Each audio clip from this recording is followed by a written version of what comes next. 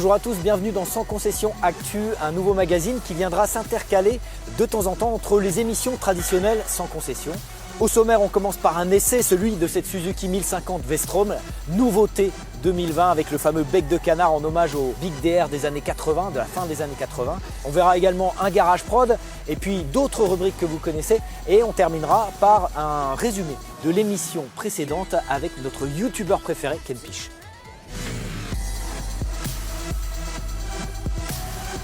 Alors cette V-Strom 1050 XT 2020, que vaut-elle? On va d'abord parler de l'esthétique parce qu'elle ne laisse personne indifférent.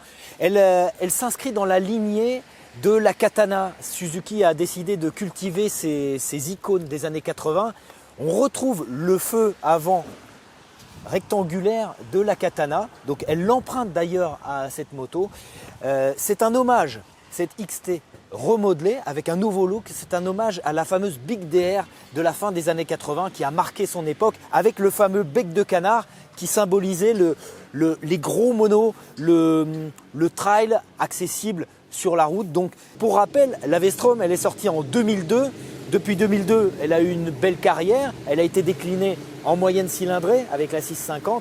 Et là, la 1000, la grosse, maintenant passée à 1037 cm3 exactement. Elle est passée aussi aux normes Euro 5. Comme souvent chez Suzuki, le point fort, c'est le moteur. Un moteur très accessible, très onctueux. Et ce 1050, c'est un V-twin qui bénéficie d'un nouveau refroidissement liquide avec un nouveau radiateur à la capacité augmentée de 15%. C'est un moteur à la technologie évoluée, double arbre-à-cam en tête, 8 soupapes, 4 par cylindre. 107 chevaux maintenant, il a gagné 7% de puissance. La puissance arrive 500 tours plus haut, le couple 2000 tours plus haut. Mais grâce aux nombreuses assistances électroniques qu'on va voir plus tard sur cette moto, eh bien, ce moteur, on n'a pas l'impression de tirer dedans, de le sursolliciter. Il y a beaucoup d'assistance. La conso moyenne est de 6,5 litres au 100 km/h pour un réservoir assez volumineux de 20 litres. Visuellement, cette 1050 V-Strom XT s'apparente à une moto un peu carrée avec des formes très angulaires. Alors, ça passe évidemment par ces mallettes qui font partie du pack World Traveler. C'est en option, c'est beaucoup plus cher. On passe à plus de 17 000 € alors que la version d'origine est située sous les 15 000 €. Cette version World Traveler, elle comprend aussi des protections. Alors il n'y a pas les feux à LED, mais ça fait partie d'un pack. Beaucoup de particularités sur cette moto, à commencer par des réglages. Pas mal de réglages, notamment de suspension, mais aussi de la bulle sur 50 mm en hauteur. Il y a 11 crans. Cette bulle, un peu pelle à tarte comme ça, offre une bonne protection sur l'autoroute. C'est vraiment précieux en position haute, bien sûr, ça dépend un peu de votre taille. Elle est un peu clivante, alors surtout dans ses couleurs. Si vous n'aimez pas ce orange blanc, qui est un hommage aux années 80, il y a aussi un jaune, lui aussi hommage aux années 80, et puis un noir plus anonyme, qui permet un peu de passer inaperçu. Alors c'est un gros trail, il est haut, attention, on fait attention aux valises et on s'assoit. Et en fait, la hauteur de selle, on arrive, moi je fais 1m77, les deux pieds posent par terre de chaque côté, c'est pas mal, mais on peut rehausser la selle. Il suffit de retirer la partie arrière de cette selle en deux parties et puis on peut rehausser la selle pour les gabarits plus grands. C'est une machine qui est plutôt lourde, presque 250 kg avec tous ses accessoires, donc en ville, les circonvolutions sont pas très faciles. Néanmoins, il y a des options électroniques, j'en ai parlé tout à l'heure, notamment le fameux Low RPM, c'est-à-dire à bas régime, une assistance lorsqu'on est à bas régime, c'est souvent le cas lorsqu'on est en ville. Il y a aussi une assistance au démarrage en côte, il suffit d'appuyer sur le frein arrière et ça bloque la moto pour pas qu'elle descende vers l'arrière. Il y a aussi le fameux Easy Start, le démarrage Easy Start avec Suzuki. Voilà, pas besoin d'insister sur le démarrage. Tout le tableau de bord est concentré, il y a énormément d'infos concentrées au tableau de bord. La lisibilité est moyenne. En revanche, le nombre d'informations est très précieux. L'électronique, on en parlait, la nouvelle électronique Bosch qui est arrivée avec l'Euro 5, c'est vraiment exceptionnel. C'est vraiment un des points forts de cette Suzuki V-Strom, l'électronique, notamment le traction control que l'on peut déconnecter. Il y a 3 modes de traction control, on peut les déconnecter, mais sous la pluie, je suis arrivé, il pleuvait, la chaussée était mouillée. J'ai jamais vu un traction control aussi efficace, c'est-à-dire que jamais on ne sent, même quand il se déclenche, jamais on ne sent la roue arrière patiner, c'est-à-dire que ça reprend tout de suite. J'étais en mode A, il y a 3 modes de conduite, A, B, C. Donc sous la pluie, il vaut mieux mettre C. Mais j'étais en mode A, le mode le plus sportif. C'est vraiment un package électronique très abouti. Il y a également, grâce à l'électronique encore, une assistance en virage pour le freinage ABS. L'ABS n'est pas déconnectable. C'est un peu un problème pour un modèle qui se veut un peu à vocation off-road. On aurait bien aimé pouvoir le désactiver. En revanche, l'anti-patinage est désactivable. Mais l'ABS, même s'il est impossible de le déconnecter, il se sent très peu lorsqu'on roule hors des chemins. De toute façon, ce n'est pas une moto faite pour aller vite. Dès qu'on dépasse les 200 km/h, on n'est pas loin du maximum. Et maintenant, on passe aux préparations avec une superbe moto dans la rubrique Garage Prod.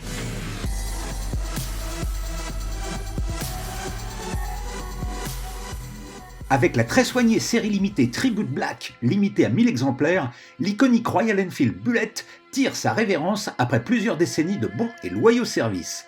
La finition noire de cette série spéciale, limitée à 1000 exemplaires dans le monde, comportera évidemment les fameux filets dorés, peints à la main par les frères Kumar dans l'emblématique usine indienne de Tiruvotiyur, à Madras.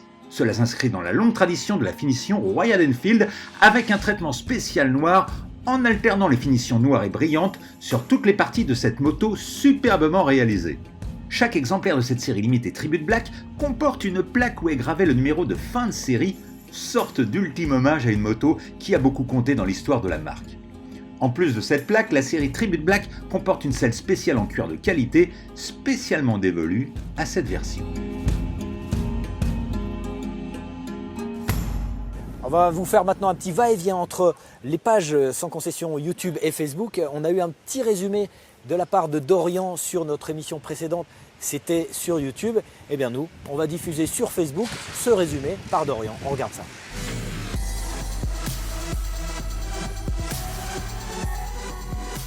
Bonjour à toutes et à tous, on espère que le déconfinement à moto vous a fait le plus grand bien. Le retour de Sans Concession pour ce 98e épisode mené par David Dumas à Saint-Quentin dans l'Aisne est déjà disponible sur la page Facebook Sans Concession ainsi que sur la chaîne YouTube. Au menu, une visite de la chaîne de production Yamaha et MBK, un petit retour sur ce déconfinement à moto tout récent, mais aussi des invités comme Eric Deseine, patron de Yamaha Europe, et Milko Potisek, le dernier vainqueur de l'Enduropal du Touquet. Mais rassurez-vous, on n'a pas oublié de vous faire un petit essai moto et parler de l'actualité dans ce menu gourmand. Bon appétit à tous et c'est parti pour le récap. Pour commencer cette émission, vous retrouverez en plateau François Mazur, le directeur général de MBK Industrie, qui nous parlera de la reprise de la production de la marque aux côtés d'Eric Deseine, qui lui s'assure d'un bon retour de la production pour Yamaha. L'activité reprend peu à peu, mais non sans difficulté et précaution. Qui dit reprise du travail dit forcément adapter les postes de travail au quotidien en respectant les nouvelles normes d'hygiène et de sécurité. Et oui, arrêter une usine, c'est une chose, la relancer, c'en est une autre, comme nous l'expliquent nos deux invités. Alors on a fait une reprise assez progressive en réalité, parce que c'est assez facile d'arrêter l'usine, c'est plus compliqué en fait de la remettre en route, surtout dans le contexte du Covid. Donc là aujourd'hui, on peut dire qu'au moment où je vous parle, on a repris en fait le niveau de production qu'on avait avant le Covid. Si vous êtes un passionné de moto, de balade, mais aussi de nourriture, sachez que les guides Michelin touristiques recherchent des essayeurs. Ouais, qui cherchent des essayeurs, rédacteurs et polyvalents et fournisseurs de bons plans. Donc, à savoir les itinéraires, les bons points d'accueil, j'imagine les sites touristiques. Ah, c'est sûr que d'extérieur, on dirait un job de rêve, mais ce n'est pas de tout repos, sachez-le. Plusieurs compétences vous seront demandées, mais bien sûr, le plus important, l'amour de la moto. Et une statistique qui fera réfléchir les amoureux du deux roues, sachez que les scooters sont 2 fois plus volés que les motos. Eric Deseine explique ça par l'accès urbain et accessible des scooters qui sont plus fréquents en ville et donc plus susceptibles d'être volés. D'ailleurs, Eric se réjouira que le T-Max ne soit plus le scooter le plus volé puisqu'il est équipé d'un traceur depuis quelques années maintenant. C'est l'heure de la visite de la chaîne de montage des scooters X-Max 125 avec notre journaliste Eric Sélis. Montage, règles d'hygiène, système de ligne et visite approfondie, voici ce que nous réserve François Mazur, le directeur général de MBK. Exact, on fabrique sur cette ligne-là donc toute la gamme X-Max. Donc là ce matin c'est le X-Max 125 comme vous pouvez le voir. On est sur une configuration qui est la configuration d'avant Covid, donc on est à pleine capacité. On a 54 monteurs en fait sur la ligne. comme vous pouvez le voir, avec évidemment mis en place tous les systèmes de distanciation. Forcément, le déconfinement a dû être pris en compte pour tout adapter, mais fort heureusement, grâce aux salariés mais aussi à l'équipe de direction, la production a pu reprendre de plus belle et le retour de nouveaux X-Max sur le marché est déjà opérationnel, comme l'expliquent François et Eric. Que serait une émission sans concession sans nos rubriques top et flop, mais aussi sans les essais moto? Pour le moment, un petit retour sur les top et flops de ces derniers jours dans le monde de la moto, à commencer par l'initiative de la Grande-Bretagne de montrer l'intérêt de rouler en deux roues par rapport au transport en commun. De quoi faire croître le nombre de motocyclistes ces prochaines années, même si le déconfinement y est particulièrement compliqué. Si vous voulez avoir la classe, être protégé, mais aussi montrer fièrement votre amour pour la moto, David a une solution pour vous. La collection Motard Heureux, c'est une initiative de Moto Cambouis. Voilà, Motard Heureux avec Cambouis avec un masque blanc, c'est pas mal. Avec un masque blanc et des moustiques sur les dents, hein, on voit bien là. Donc voilà, et il y a un deuxième masque qui est port du masque obligatoire, mais c'est rayé. Et c'est port du casque obligatoire. Et comme une bonne nouvelle n'arrive jamais seule, le flop de la journée sera Andrea Iannone, pilote Aprilia MotoGP, qui sera potentiellement suspendu non plus jusqu'en 2021, mais bel et bien pour 4 ans cette fois-ci. Malheureusement, la fin de carrière de pilote semble être inévitable pour l'Italien, mais attendons tout de même le verdict final. Ténéré 700 et MT-07 Tracer, voici les deux bolides que testeront David et Eric pour vous aujourd'hui. On sait que beaucoup d'entre vous roulent en MT-07, alors pourquoi pas faire le saut vers une Tracer? La Tracer, c'est vraiment une moto pour découvrir la route, pour découvrir le GT, avec une version quand même qui est en 35 kW pour les jeunes permis, et puis une version full. Donc c'est vraiment la polyvalence en essayant de rester intègre sur l'esprit de la TDM qui est finalement la mère de cette moto. Une moto pour les plus petits, mais une autre aussi pour les plus grands, comme l'est cette Ténéré 700. Mais en quoi est-elle différente, Eric? La Ténéré, c'est différent parce que depuis le départ, comme on avait elle, pourquoi faire un trail pseudo-routier alors que tu as déjà ton trail routier? Donc si tu fais un trail, tu le fais vraiment. D'où la hauteur de selle. D'où la hauteur de selle, parce qu'à un moment, une moto tout-terrain, tu peux faire ce que tu veux, mais il faut que tu aies de la garde au sol, il faut que tu aies du franchissement, il faut que tu aies des battements de suspension.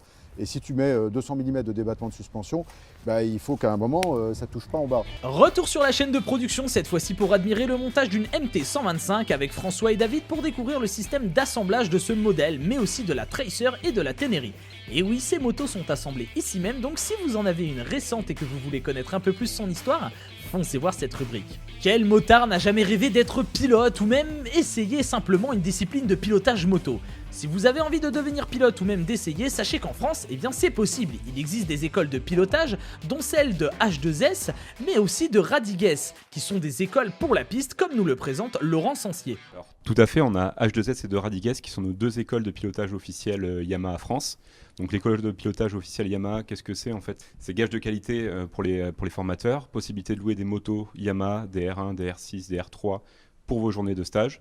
Des formules pour tous les niveaux, pour tous les besoins, qui va aussi bien d'une journée pour les débutants à des perfectionnements sur 2 jours avec un coaching vraiment personnalisé. Quant au tout-terrain, le Ténéré Training Center vous sera présenté par Benjamin Léo. Laurent et Benjamin nous expliqueront le fonctionnement de leurs écoles et comment y accéder, de quoi attirer les plus férus de compétition d'entre vous. Enfin, pour terminer cet épisode, une rubrique sport avec un invité prestigieux puisqu'il s'agit de Milko Potisek, dernier vainqueur de l'Enduropal du Touquet, rien que ça, qui sera aux côtés d'Éric de Seine pour parler du retour en compétition de notre vainqueur après un confinement plutôt long.